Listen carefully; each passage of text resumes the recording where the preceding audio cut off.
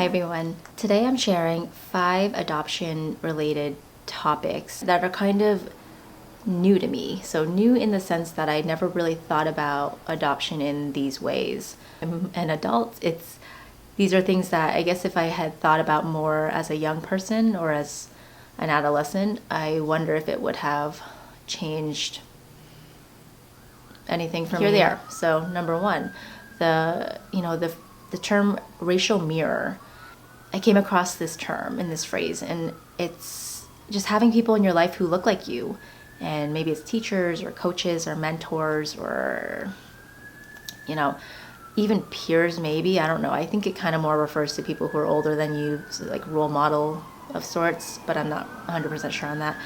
And I honestly believe that this would have changed a lot for me. Oh, sorry, just like the window's open.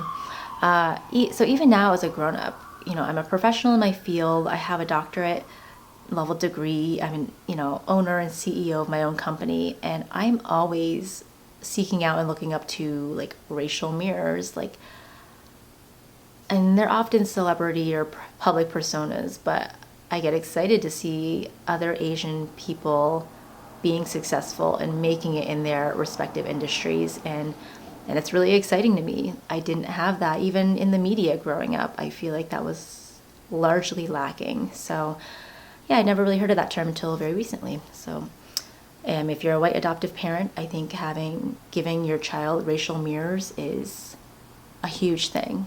I think it's really powerful. So number 2, adoption is trauma. So I had never thought about adoption in this way growing up, or as a young person really. So until I had children of my own is where I started thinking about this a little bit differently. With every birthday and passing stage of childhood, I think wow, my son is the same age that I was when I was adopted. And I think about from 0 to 9 months, how much happens in that time frame and who they are as people at that time frame. And so I think, I don't know, even my daughter's 5 years old, and she's the same age my oldest brother was when he and my other brother were adopted. So they were 5 and 3. So at 5 years old, she's so articulate and smart and aware and emotional and bonded to us.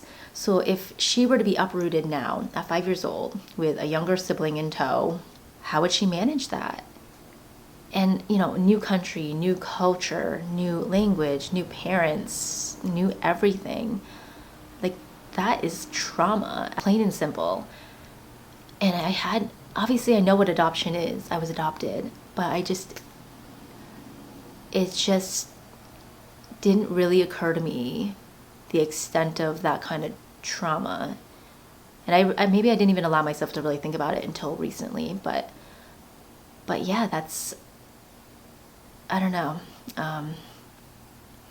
So the whole trauma of adoption went fully unrecognized by me until well into adulthood.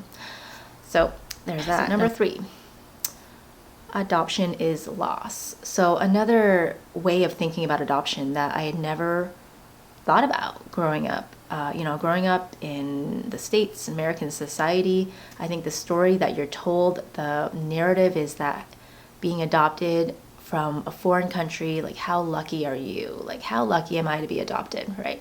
I grew up I had everything growing up, and how grateful I should feel. And it's not that I was being force-fed that verbally on a daily or anything like that, but I think what is not acknowledged or emphasized nearly enough regarding adoption is the concept of loss.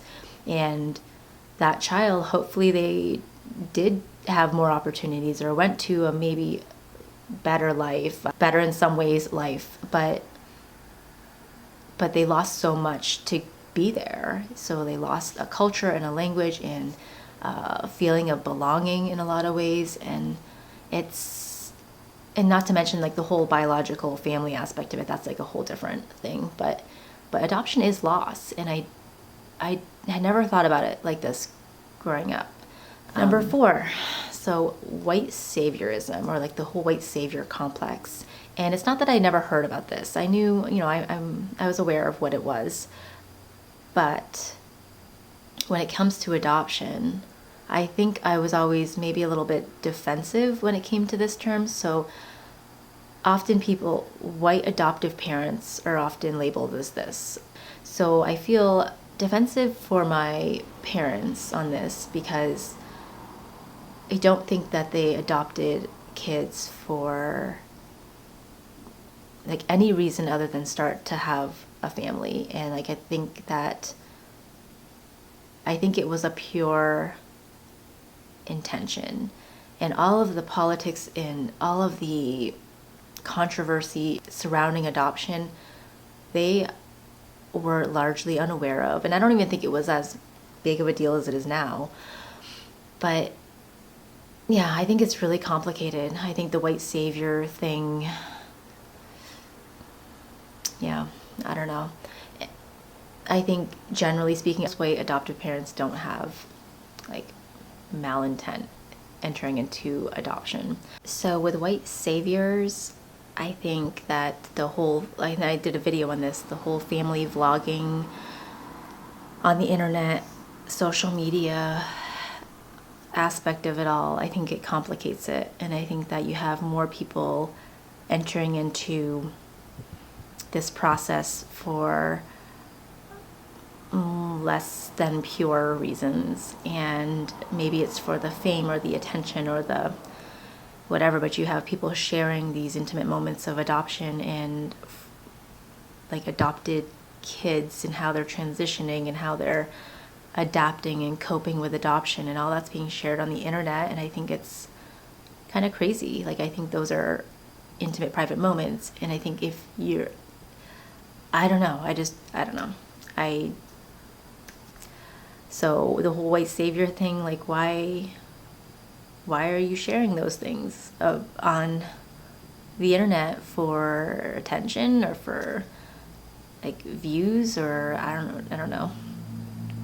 But I think that complicates it. I think you have a lot more less than honorable reasons for adopting, seems like nowadays. So the fifth thing is adoption is a transaction, and I had never thought about it in this way. And I knew that it cost something to adopt. I knew there was a process to it. It didn't really strike me how odd that is until recently. In this situation, the child is the product, money is being exchanged, like almost bought and sold. And I don't know if birth families get anything for the child, or if they're just, I'm not really sure how that all works, but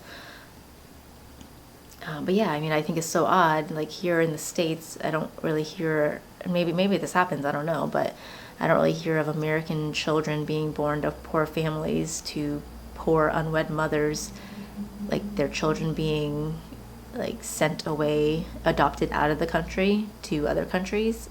I don't know, maybe that happens, but the idea that adoption is a transaction had not really set in with me fully until recently.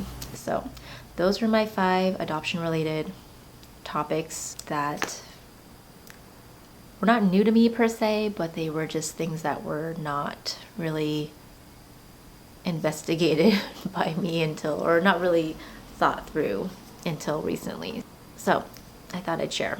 But I hope this made sense. I don't plan any of my videos. It's probably evident. I should probably do that. But I just kind of sit down when I have a couple minutes and talk to the camera. So if you like this kind of thing, subscribe, and I will see you in my next video. Take care. Bye.